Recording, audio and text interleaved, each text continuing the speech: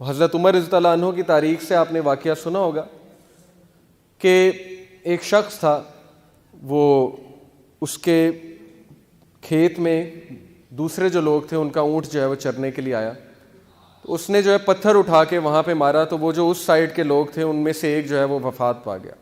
اب اس کے بیٹوں نے کہا کہ اس کا قصاص ہوگا اس آدمی کا، تو اس نے کہا ٹھیک ہے میرا قصاص ہوگا، لیکن مجھے آپ مہلت دیں 3 دن کی، میں ایک کمٹمنٹ نبھا کر جو ہے واپس آ جاؤں گا۔ تو حضرت عمر نے کہا نہیں، یہ تو بھاگنے کی کوشش کر رہا ہے۔ ابو ذر غفاری رضی اللہ عنہ جو تھے انہوں نے اس کی گارنٹی دی اٹھ کے، حالانکہ وہ نہیں جانتے تھے اس بندے کو۔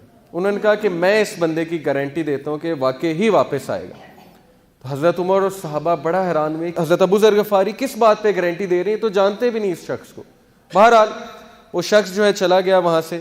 اب 3 دن بعد محفل جمی ہوئی، کورٹ جمی ہوئی، سارے انتظار کر رہے وہ شخص آئے گا، وہ شخص آئے گا، اس نے کہا تھا وہ واپس آئے گا۔ اب سب کی نظریں ابو ذر غفاری پہ ہیں۔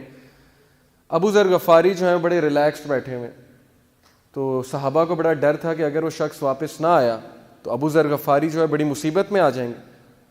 ہوا یہ کہ بس محفل جب برخاست ہونے لگی تو دور سے وہ شخص جو ہے چلا آ رہا ہے، اور وہ آیا حضرت عمر کے سامنے کھڑا ہوا، تو حضرت عمر بہت حیران ہوئے، کہتے ہیں آپ واپس کیوں آ گئے؟ آپ کے پاس تو بہترین موقع تھا بھاگنے کا، آپ قصاص کے لیے واپس آ گئے، قتل ہونے کے لیے واپس آ گئے۔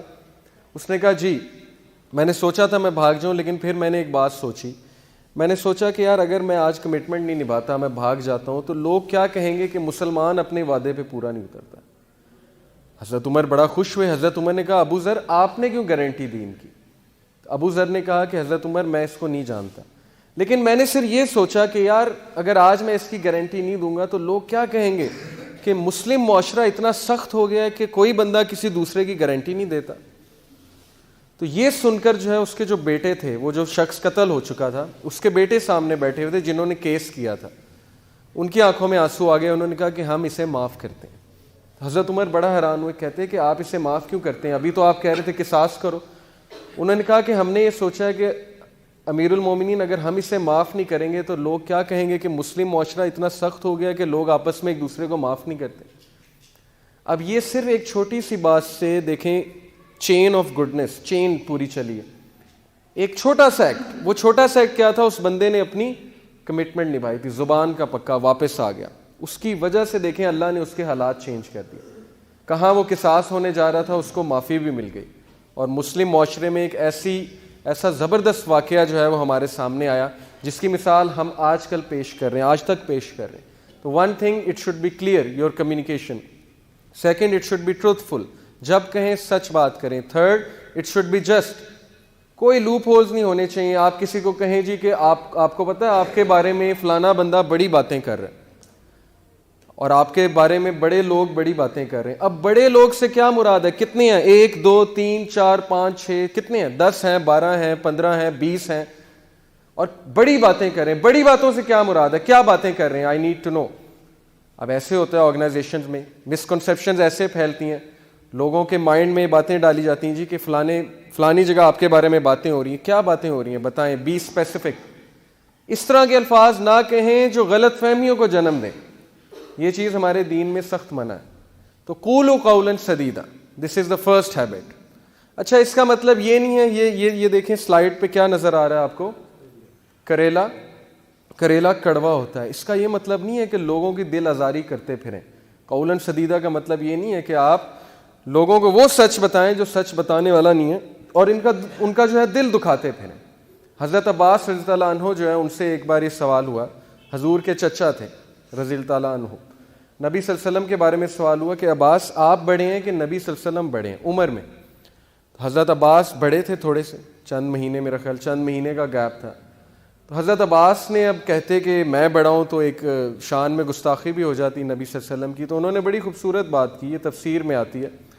انہوں نے کہا کہ بڑے تو نبی ہیں، بڑے تو رسول اللہ ہیں، لیکن پیدا پہلے میں ہوا تھا۔ بڑے تو رسول اللہ ہیں لیکن پیدا پہلے میں ہوا تھا۔ تو ہمیں گفتگو کرنے کا طریقہ سمجھنا چاہیے۔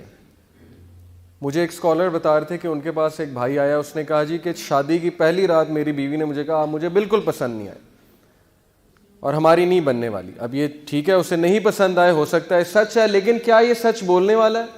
وہ بھی اس رات کو اس نے کہا کہ 10 سال ہو گئے اب تک میں بات نہیں بھولا، جب بھی لڑائی ہوتی ہے میں بیوی کو یہ بات کہتا ہوں کہ تم نے مجھے یہ بات کی تھی، اس وجہ سے ہماری نہیں بن رہی. تو ہر سچ جو ہے وہ بولنے والا بھی نہیں ہوتا، اور دل آزاری کرنا مقصود نہیں ہونا چاہیے سچ بول کے. اب کسی نے آپ کے بارے میں کوئی بات کی ہے جی کہ وہ تو ایسا ہے، وہ تو ویسا ہے، اب میں اسے جا کے بتا دوں کہ انہوں نے آپ کے بارے میں یہ بات کی ہے کہ آپ تو ایسے ہیں، آپ تو ویسے ہیں. بلکہ دوستی کرانے کے لیے تو حدیث میں آتا ہے کہ جھوٹ بھی بولا جا سکتا ہے. دو لوگوں کے دل جوڑنے کے لیے جو ہے وہ اس طرح بات کو توڑ مڑوڑ کے پیش کیا جا سکتا ہے.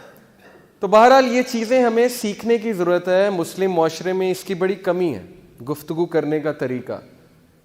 ہماری اسٹریٹ فارورڈ ٹاک ہوگی، جسٹ بات ہوگی، نپے تلے الفاظ ہوں گے، دیکھ کر بات کریں گے، انجسٹ بات نہیں کریں گے، سچ بولیں گے، کمٹمنٹ نبھائیں گے، جسٹس کے ساتھ بات کریں گے، تو لوگ ہماری مثال دیں گے کہ یہ بندہ کمٹمنٹ کا پورا ہے، جو اس نے میرے ساتھ کمٹمنٹ کی تھی وہ اس نے نبھائی ہے. آپ کو لوگ لائک کریں گے، بزنس میں آپ کے پاس آئیں گے، کہیں گے یہ بندہ پیمنٹ جلدی دیتا ہے، اس کے پاس جاؤ، یہ بندہ ٹائم پہ کرتا ہے، یہ بندہ کبھی غلط بات نہیں کرتا، کمٹمنٹ نبھاتا ہے. جاب میں لوگ آپ کو لائک کرنے لگیں گے، ہر جگہ جو ہے آپ کی واہ واہ ہوگی. تو دین جو ہے وہ انسان کو صرف آخرت میں نہیں، دنیا میں بھی بہت سکسیس پہ لے آتا ہے. آپ کے ریلیشنز امپروو ہو جائیں گے، آپ سچ بولنا شروع کر دیں، آپ جو اچھی بات کرنا شروع کر دیں، آپ کی تعلقات بہتر ہونا شروع ہو جائیں گے. تو یہ ہماری فرسٹ ہیبٹ تھی جی. یہ کچھ لوگوں کی جو زبان ہے نا وہ اس طرح سے چلتی ہے کینچی کی طرح، اور وہ لوگوں کی دل آزاری کرتے پھرتے ہیں، اور بہانہ کیا ہوتا ہے جی کہ میں سچ کہہ رہا ہوں. تو یہ چیز جو ہے ہمیں نہیں کرنی، ہمیں بہت دیکھ کے جو ہے بات کرنی، کیونکہ اللہ کے نبی صلی اللہ علیہ وسلم کی حدیث ہے کہ سب سے زیادہ پختہ ایمان، سب سے زیادہ کمپلیٹ ایمان کن لوگوں کا ہے؟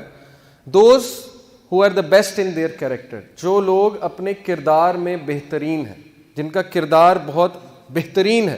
Those who are easy to socialize with، جن سے لوگ فخر محسوس کریں بات کرتے ہوئے، جن سے لوگ گھبرائیں نہ بات کرتے ہوئے، اس کے غصے سے، اس کے مزاج سے.